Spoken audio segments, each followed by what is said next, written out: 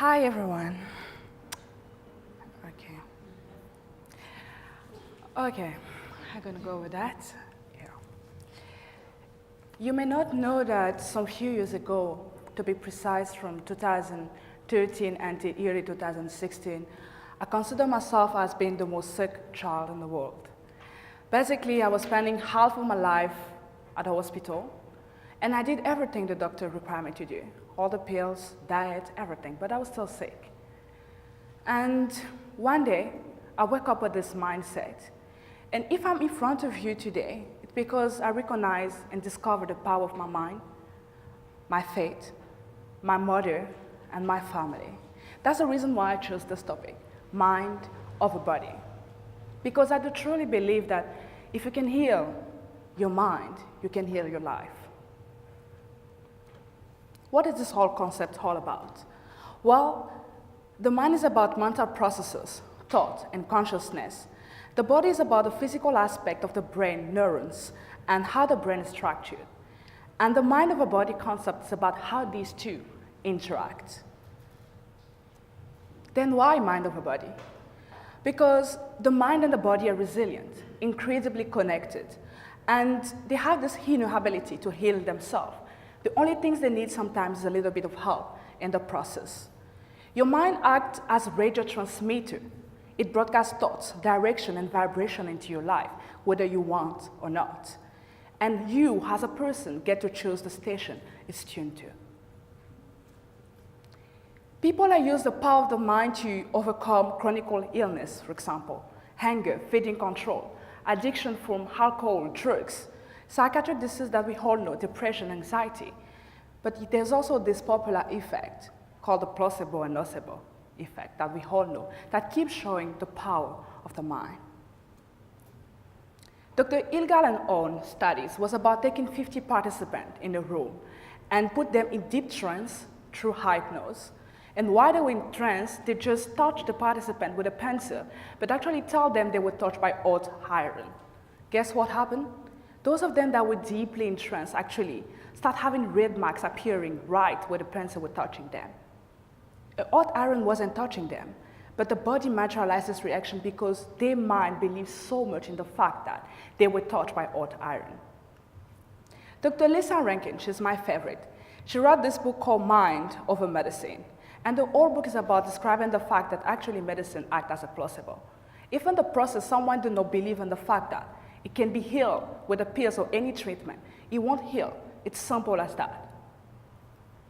She developed what she called a new wellness model that I want to take you through, but before that, I would like to highlight an amazing example of nocebo effect she described in the book. It was this mother, she had 3 daughters, and she raised the daughters by telling to the first one, okay, you will die at 16 years old. The second one, I want you to die at 17 years old. And the third one, I want you to live a bit longer. You will die at 21 years old. Well, the first one reached 16 years old, she died. The second one, 17 years old, she also died. When the third one reached 21 years old, she flew all the way to the hospital. Actually, she begged doctors to keep her and explained the whole story. They kept telling her, you're fine, you will not die. Do not listen to your mother. After 1 week at the hospital, she died. Because how can doctors actually overcome a strong belief that had been put in her for so many years until she reached 21 years old? She believed so much in what her mother said that finally her body materialized that. She died. Based on the scientific and medical research, Dr. Lisa Rankin came to the conclusion, and I agree with her, that the health of your relationship, your professional life, your creative life, your spiritual life, your sex life, your environment, your finance, in essence, the health of your mind impact much more your overall health than your diet, exercise, smoking, drinking, sleeping habit, how many vitamins you take on a daily basis. Your mind matters much more than your body when it comes to your health. And she used this basis actually to design a wellness model that is just over there.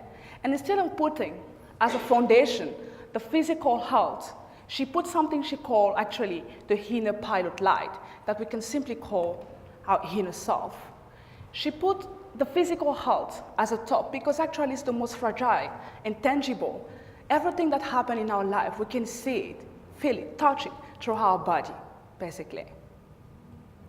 And all of that is surrounded by gratitude, pleasure, love.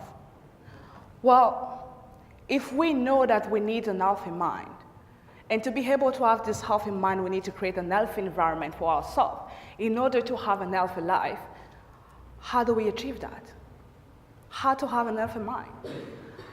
I think, as Devon said, there's no right or wrong answer. But through my journey and based on all the research I've done, as well as my humble experience, I came up to the conclusion that we need two fundamental tools to be able to create an healthy environment for our mind and life. The first one is be emotionally strong. Well, as humans, we all act, react, interact based on our emotion. We all in this room and outside the result of our environment and life experiences, whether we want or not. To be able to master our mind, we need to learn how to control our emotion. The second thing we need, it may seem cliche, but actually we need self-love.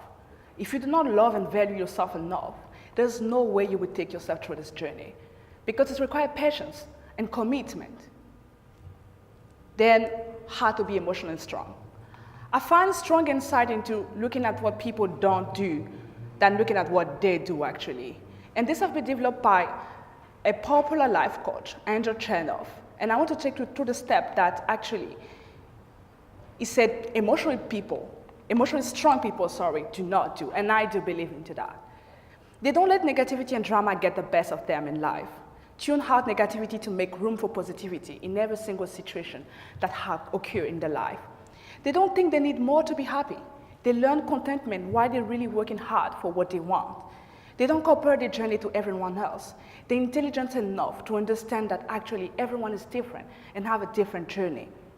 They don't envy or resent any other people's success. They don't expect everything to be easy for them, because life is not. They don't make the same and exact mistakes over and over again, because the second time it becomes a choice. They don't resist change, scary or not. They don't worry about pleasing everyone, and please do not do that. Because rather, they take full responsibility for who they are as a person. And the last one, they don't think it's too late to start over. There's always a road to start over. The 10,000 times can be the best one, actually. When it comes to self-love, I want to share with you some of my tips, if I can call them recipe for self-love. The first one, you're so much more than what you look like, please. Care about the inside, and the outside will come after. You do not need anyone approvals. Definitely not, because everyone has his own journey and perception of life. We all different. Be true to yourself, because if you follow masses, you will get lost into it. Believe in yourself, because no one can do it. No one will do it for you. No one can put that faith inside you. That's my favorite one. Spread kindness like confetti in a world where everyone do not respect that, let's be honest. But for me, there is more happiness in giving than actually there is in receiving. And be sure that the universe will bring it back to you somehow. Give yourself time to heal. And sorry, men, this is not only for women. Because no matter where you are, where you come from, how old you are, you will pass through situations in life where you will be hurt. And you need to give that time to yourself, actually, to heal through the process. Because if you do not do that, you will not be in peace with yourself and in peace with others. Be patient with yourself. Because self-love, believe me, the same as life, is a really long journey with up and down. And be patient with yourself will help you not to give up on the road. Start today, not tomorrow, not the New Year resolution. Just start today. Believe me, it can be a long and exhausted journey, but also amazing and full of surprise. And I'm on that journey too, and I can tell you, it's worth it.